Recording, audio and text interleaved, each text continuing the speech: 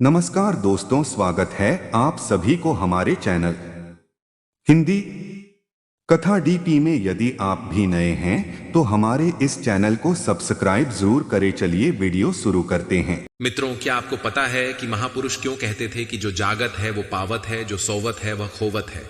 हम अक्सर अपने परिवार के बुजुर्ग लोगों से सुनते हुए आ रहे हैं कि सुबह जल्दी उठना चाहिए। वे हमें सुबह उठने के 1000 फायदे गिनाते हैं। सभी बच्चों की मम्मी अपने बच्चों को स्वयं सुबह उठाती है, किंतु हमारी नई पीढ़ी तो देर रात तक जागते हैं और सुबह देर तक सोने को बड़ा ही फैशनेबल मानती है। दरअसल हमारे परिवार के लोग सुबह जल्दी उठने को लेकर जो भी बातें बताते हैं, उनके पीछे बहुत बड़ी आध्यात्मिक बातें छिपी हुई है।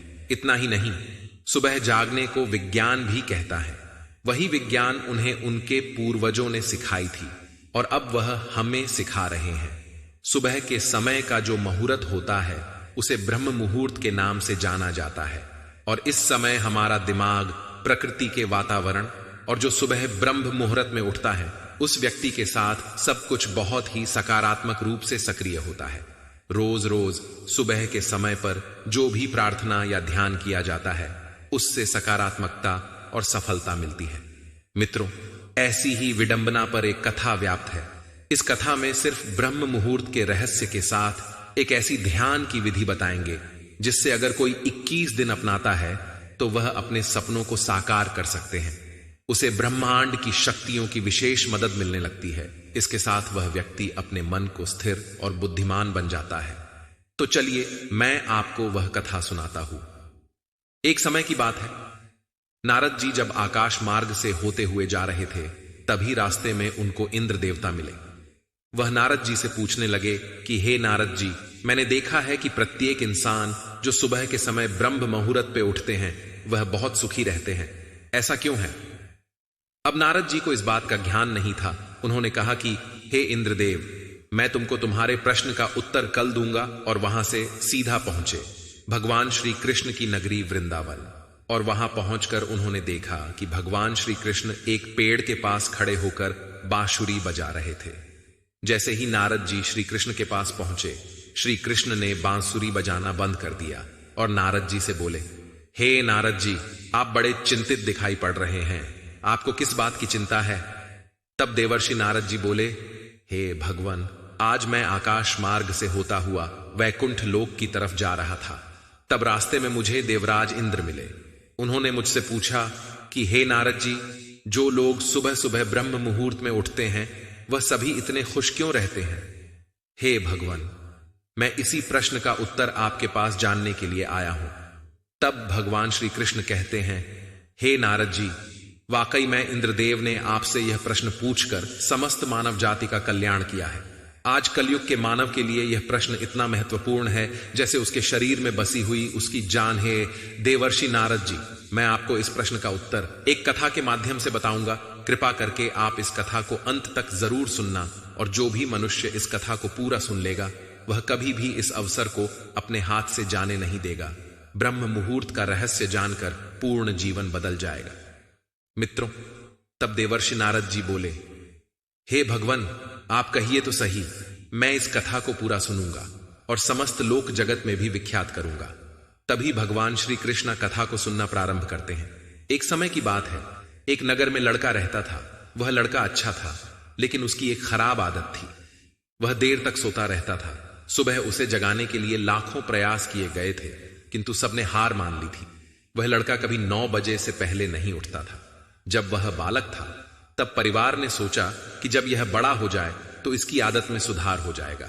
किंतु वह लड़का जैसे जैसे बड़ा होता गया उसकी यह आदत और भी ज्यादा गहरी होती चली गई। दुनिया इधर से उधर हो सकती थी, लेकिन वह लड़का कभी जल्दी उठ नहीं पाता था।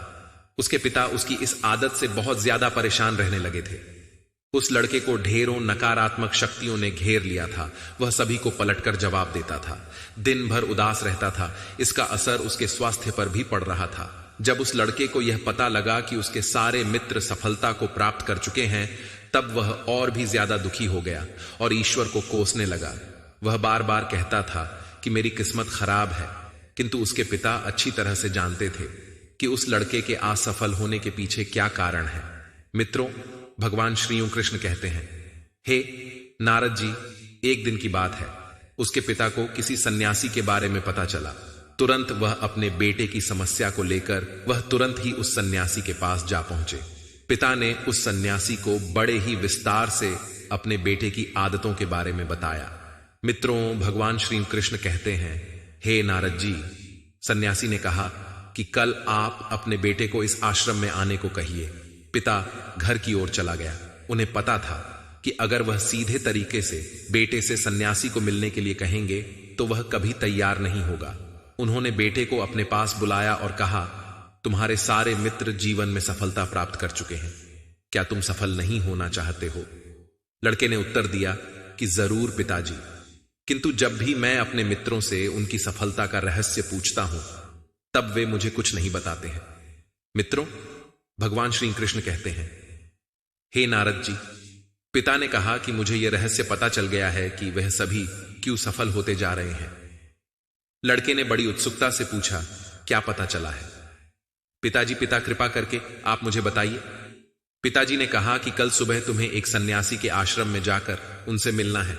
यदि तुम वहां पर समय से पहुंच गए तो वह सन्यासी तुम्हें ऐसा मंत्र बताएंगे जिससे तुम सफल हो जाओगे, किंतु समस्या एक ही है। लड़के ने पूछा, क्या समस्या है? पिता ने कहा कि जब तक तुम सोकर उठोगे तब तक सन्यासी से मिलने का समय समाप्त हो जाता है। मित्रों, भगवान श्री कृष्ण कहते हैं, हे नारद जी, लड़के ने कहा कि पिताजी, मैं कल पूरी रात जागता रहूंगा और सुबह सन्यासी से मिलकर आऊंगा। पिता ने कहा कि ठीक है, सदैव उस सन्यासी की आज्ञा को मानना। पिता की बातें सुनकर वह लड़का बहुत अधिक उत्सुक हुआ। जीवन में पहली बार उसने रात्रि जागरण किया, किंतु थोड़े ही समय में उसे नींद आ गई और वह सो गया। मित्रों, भगवान श्री कृष्ण कहते हैं, हे नारद जी, अगली सुबह जब वह उठा तो उस पता लगा कि सन्यासी से मिलने का समय समाप्त हो चुका था। उसके पिता ने लड़के की ओर देखा और कहा कि तुम जीवन में कभी सफल नहीं हो पाओगे, जाओ, जाकर सो जाओ। पिता की यह बात सुनकर लड़के को बहुत दुख हुआ। उसने मन ही मन स्वयं को चुनौती दी कि कल सुबह वह सन्यासी से मिलने अवश्य जाएगा। उसने अपने हाथ में एक छोटा सा एक घाव बना लिया। दर्द के कारण उस लड़के को रात भर नींद नहीं आई। मित्रों, भगवान श्री कृष्ण कहते हैं, हे नारद जी, यह ऐसा पहला अवसर था जब उसने अपने जीवन में पहली बार सूर्योदय देखा था। वह तुरंत ही तैयार होकर सन्यासी से मिलने के लिए चला गया। आज उसका अनुभव कुछ अलग था। वह बेहद शांत महसूस कर रहा था। चलते चलते वह लड़का जैसे ही सन्यासी के आश्रम में पहुंचा, वहां पर उसने देखा कि सन्यासी और उनके सभी शिष्य ध्यान लगाकर बैठे हुए हैं। मित्रों, भगवान श्री कृष्ण कहते हैं, हे नारद जी, ध्यान का समय समाप्त हुआ। तब लड़का उस सन्यासी के पास पहुंचा और उन्हें प्रणाम करते हुए बोला कि आपके पास कोई ऐसा मंत्र है जिससे मैं सफल हो सकता हूं? कृपया करके मुझे वह मंत्र बताइए। मैं भी अपने मित्रों के समान सफल होना चाहता हूं और अच्छा जीवन जीना चाहता हूं। मित्रों, भगवान श्री कृष्ण कहते हैं, हे नारद जी, सन्यासी मुस्कुराए और बोले, अच्छा, तो तुम वही बालक, तुम्हारे पिता मुझसे मिलने आए थे और उन्होंने तुम्हारे विषय में मुझे सब कुछ बताया। मैं तुम्हें वह मंत्र अवश्य बता देता। किंतु अब लड़के ने जैसे ही किंतु शब्द सुना, लड़का घबरा गया। उसने पूछा, किंतु क्या गुरुदेव? मित्रों, भगवान श्री कृष्ण कहते हैं, हे नारद जी, तब सन्यासी बोला, मैं तुम्हें वह मंत्र बताऊंगा, किंतु अगले 21 दिनों तक तुम्हें मेरी आज्ञा माननी होगी। मैं तुम्हें वह मंत्र 21 दिनों के बाद बताऊंगा। तब तक मैं तुमसे जो भी कार्य कहूंगा तुम्हें वह करना होगा। यदि तुम असफल हुए या कार्य के बीच से तुम्हारा संकल्प टूट गया, तब उस मंत्र का असर नहीं होगा। दृढ़ निश्चय के साथ उस लड़के ने कहा कि मुझे आपकी सारी आज्ञा स्वीकार है। मैं अगले 21 दिनों के लिए आपका दास हूं। आप जो भी कहेंगे मैं वही करूंगा। मुझे केवल और केवल उस मंत्र के बारे में जानना है। मित्रों, भगवान श्री कृष्ण कहते हैं, हे नारद जी, सन्यासी ने कहा कि ठीक है, कल से तुम्हारा कार्य शुरू होगा। तुम इसी आश्रम में निवास करोगे। वह लड़का आश्रम में निवास करने के लिए तैयार हो गया। बौद्ध सन्यासी ने कहा कि यहां रहते हुए तुम्हें ब्रह्म मुहूर्त में उठना होगा और दूसरे शिष्यों की तरह ध्यान और तप करना होगा।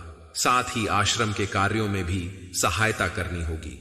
ध्यान रहे, यह संकल्प टूटना नहीं चाहिए मित्रों। भगवान श्री कृष्ण कहते हैं, हे नारद जी, अब लड़का सन्यासी की बातों से सहमत हो गया।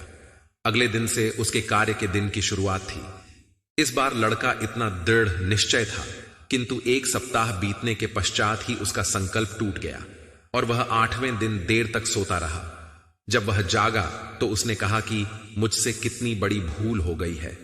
वह रोते हुए सन्यासी के पास पहुंचा और कहा कि हे गुरुदेव, मेरा संकल्प टूट गया है, अब मैं जीवन में कभी सफल नहीं हो पाऊंगा। बौद्ध सन्यासी ने उसे समझाते हुए कहा कि एक बार फिर से शुरुआत करो, फिर से संकल्प करो। लड़के ने सन्यासी से प्रश्न किया कि सुबह उठना इतना आवश्यक क्यों होता है और यहां पर सभी लोग इतनी जल्दी क्यों उठ जाते हैं। मित्रों, भगवान श्री कृष्ण कहते हैं, हे नारद जी, तब सन्यासी ने लड़के को समझाते हुए कहा कि सुबह यानी ब्रह्म मुहूर्त में उठने के पीछे बहुत बड़ा विज्ञान छिपा हुआ है। लड़के ने कहा कि कृपया करके मुझे वह विज्ञान बताने की कृपा करे। सन्यासी ने कहा कि रात्रि को 4 पहर में बांटा गया है। पहला रुद्रकाल, जिसका समय शाम 6 बजे से लेकर 9 बजे तक होता है। दूसरा राक्षस काल, जिसका समय 9 बजे से 12 बजे तक होता है।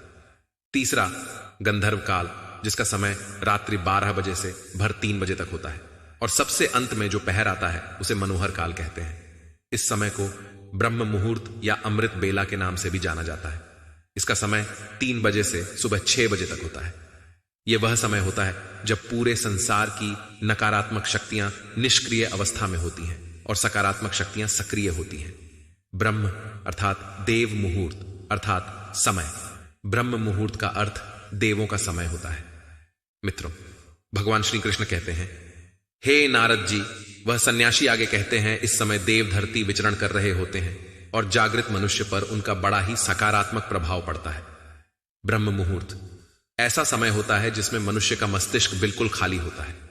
इसमें किसी प्रकार के कोई विचार नहीं होते हैं और जब इस समय व्यक्ति अपनी पुस्तक खोलकर पाठ का अध्ययन करते हैं तो उन्हें सब कुछ जल्दी जल्दी याद भी होता है और यह लंबे समय तक याद रहता है। यह ऐसा समय है जिसमें हम ज्ञान को समझने का प्रयास करते हैं। इस कारण और आश्रम के सभी शिष्य और संसार में बहुत से ज्ञानी लोग ब्रह्म मुहूर्त में ही उठ जाते हैं। प्राचीन काल में रोशनी का कोई स्रोत ना होने के कारण लोग अपने दिन का समापन सूर्यास्त के साथ और आरंभ सूर्योदय के साथ करते थे।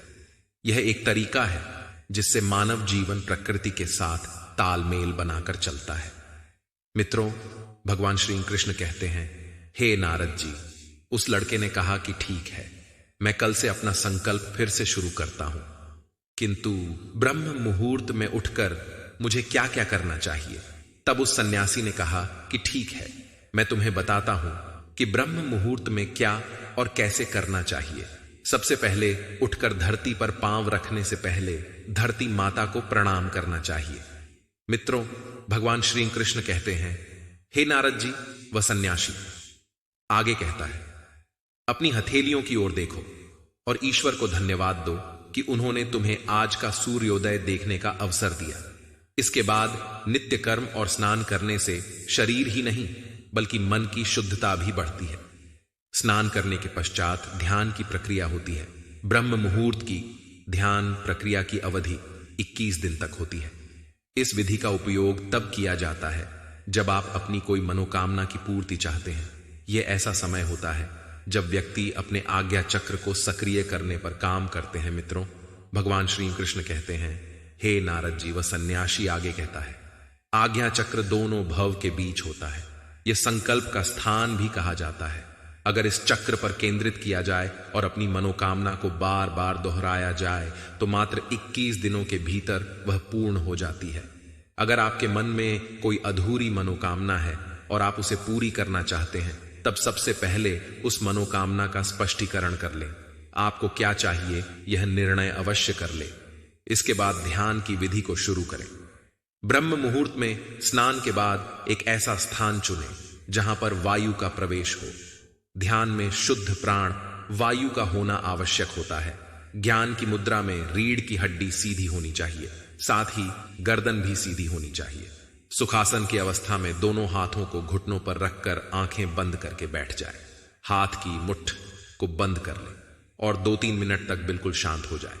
जब आपका शरीर स्थिर हो जाए और श्वास भी शांत हो जाए, तब उसके बाद अपना सारा ध्यान आज्ञा चक्र पर लगाएं। इस दौरान लंबी गहरी सांस लें और सांस को रोक कर रखें। इस समय आप अपनी इच्छा को मन ही मन दोहराएं। अपने मन की आंखों से इष्ट देव और देवी देवताओं गुरुओं का चिंतन करें। मित्रों, भगवान श्री कृष्ण कहते हैं, हे नारद जी, उस सन्यासी ने कहा, जब सांस को रोकना कठिन हो जाए तब धीरे धीरे सांस को बाहर की ओर छोड़े। सांसों को नाक से भरे और मुख से छोड़े। इस प्रक्रिया 3 को 4 बार प्रतिदिन दोहराना है। ऐसा प्रतिदिन करने से आपकी जो मनोकामना है वह अवचेतन मन तक अवश्य पहुंच जाएगी और इच्छा पूर्ति जल्दी होगी। आज्ञा चक्र सक्रिय होता है और हमारी आज्ञा को पूरा करता है। सांस को रोककर रखने के दौरान शरीर में आपातकाल स्थिति हो जाती है, जिससे कि आप बेकार की बातें सोचने और विचार करने से बचते हैं। इससे मन की एकाग्रता बढ़ती है, तब इच्छाएं अवचेतना पहुंचाती हैं। ब्रह्म मुहूर्त के समय पर ईश्वर की विशेष कृपा होती है और कोई भी व्यक्ति को जब अपनी मनोकामना को इस समय दोहराता है तो उसकी इच्छा है जल्द से जल्द पूरी होती है। मित्रों, भगवान श्री कृष्ण कहते हैं, हे नारद जी, इस प्रकार सन्यासी ने उस लड़के को ब्रह्म मुहूर्त का महत्व बताया। अगले 21 दिनों तक उस लड़के ने बड़े ही मन के साथ इस प्रक्रिया को अपनाया। अब वह बहुत ही ज्यादा अनुशासित और शांत स्वभाव का व्यक्ति बन चुका था। उस लड़के ने जैसे ही अपना संकल्प का पूरा कर लिया, उसके पश्चात वह व्यक्ति बड़े ही प्रसन्न भाव से सन्यासी के पास पहुंचा और कहा, हे गुरुदेव, मैंने 21 दिनों का संकल्प पूरा कर लिया है। अब कृपया करके मुझे सफल होने का मंत्र बताइए। तब उस सन्यासी ने मुस्कुराते हुए कहा कि पिछले 21 दिन से जो अभ्यास तुम करते हुए आ रहे हो, वही तुम्हारी सफलता का मंत्र है। जो व्यक्ति ब्रह्म मुहूर्त में उठकर ध्यान प्रक्रिया को सही से करते हैं, वह जीवन में कभी असफल नहीं हो सकते। तुम्हें ब्रह्म मुहूर्त का रहस्य पता चल चुका है। अब इस जीवन पर्यंत करो, तुम्हें जीवन के लक्ष्य और सफलता दोनों प्राप्त होंगे। उस व्यक्ति ने सन्यासी को धन्यवाद दिया और ब्रह्म मुहूर्त के नियमों का पालन जीवन पर्यंत तक करने का वादा भी किया। अब मित्रों, भगवान श्री कृष्ण कहते हैं, हे नारद जी, अब तो आपको पता चल गया होगा कि ब्रह्म मुहूर्त क्या होता है। तब नाराज बोले, हे प्रभु, अब मुझे ब्रह्म मुहूर्त का संपूर्ण ज्ञान हो गया है। इतना कहकर नारद जी ने भगवान श्री कृष्ण को धन्यवाद दिया और इंद्रदेव के पास जाकर उन्हें ब्रह्म ज्ञान का संपूर्ण ज्ञान दिया। मित्रों, आप सभी भी अगर अपने जीवन में हमारी प्राचीन परंपरा को अपनाओगे तो निश्चय ही आपके जीवन में बहुत ही जल्द सब कुछ बदल जाएगा। आशा करता हूं आप वीडियो में कमेंट अवश्य कर देना। वीडियो देखने के लिए आप सभी का दिल से धन्यवाद।